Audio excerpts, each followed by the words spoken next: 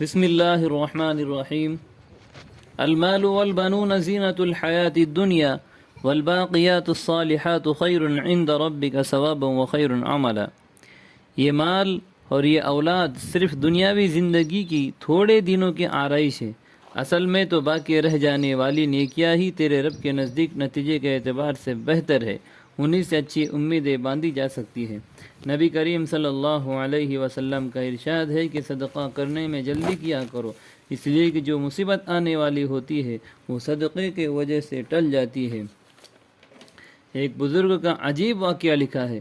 انہوں نے ایک مرتبہ سفر کرنا تھا، ان کی ماں نے ان کو نصیحت کی کہ جب تم سفر میں نکلا کرو تو اللہ کے راستے میں کچھ نہ کچھ خرچ کیا کرو۔ چنانچہ وہ کچھ بیٹھے بیٹھے کھا رہے تھے، ایک سائل آیا، یعنی ایک مانگنے والا آیا۔ انہوں نے اپنی روٹی اس بندے کو دے دی۔ جب گھر سے نکلے تو راستے میں دیکھا کہ ایک سانپ ہے، اس کے اوپر ان کا پیر پڑا اور بڑے پریشان ہوئے کہ کہیں ڈس نہ لے۔ جب پیچھے ہٹے تو دیکھتے ہیں کہ اس کے منہ میں کوئی چیز ہے جس نے اس کے منہ کو بند کیا ہوا ہے۔ یہ بڑے حیران ہوئے کہ اس کے منہ میں کیا چیز پھنسی ہوئی ہے۔ جب اس کو مارا تو دیکھا کہ وہ روٹی کا ایک ٹکڑا تھا جو اس کے منہ میں پھنسا ہوا تھا۔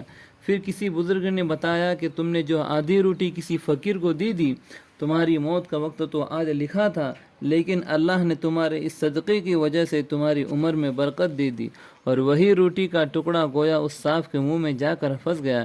اس سے معلوم ہوا کہ انسان اللہ کے راستے میں جو خرچ کرتا ہے اس کی بلائیں اور اس کی مصیبتیں اس کے بدلے میں دور ہو جاتی ہیں۔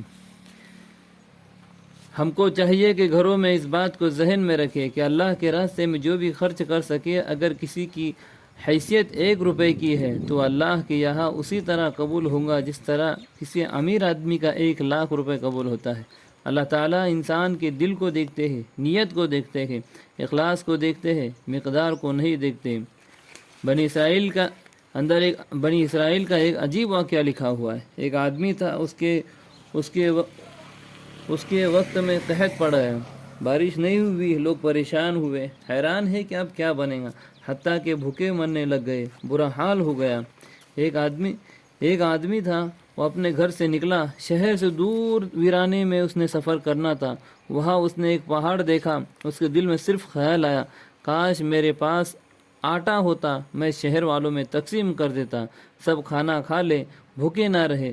جیسے ہی اس نے ارادہ کیا، اللہ رب العزت نے فوراً ایک فرشتے کو حکم دیا کہ میرے بندے نے اتنے خلوص کے ساتھ یہ نیت کی کہ اس کے اعمال نامے میں اس پہاڑ کے برابر گندم صدقہ کرنے کا ثواب لکھ دیا جائے۔ اللہ رب العزت بندے کی نیت کے اوپر فوراً اجر عطا فرما دیتے ہیں۔ کتنا اچھا ہے ہمارا رب، کتنا اچھا ہے ہمارا بادشاہ جو ہمارے ارادے کرنے کے اوپر اللہ تبارک و تعالیٰ نیکیاں لکھ دیتے ہیں۔ اور اگر ہم گناہ کا ارادہ کریں، جب تک گناہ نہیں کریں گے تب تک ہمارے گناہ نہیں لکھے جاتے، مگر اگر ہم نیکی کا ارادہ بھی کر لیں تو نیکی کا ارادہ کرنے کی وجہ سے اللہ رب العزت جو ہے اس کے اوپر اجر و ثواب لکھ دیتے ہیں۔ اللہ تبارک و تعالیٰ ہمیں صدقہ کرنے کی اور اللہ کے راستے میں کچھ نہ کچھ خرچ کرنے کی توفیق عطا فرمائے۔ وآخر دعوانا ان الحمد للہ رب العالمین۔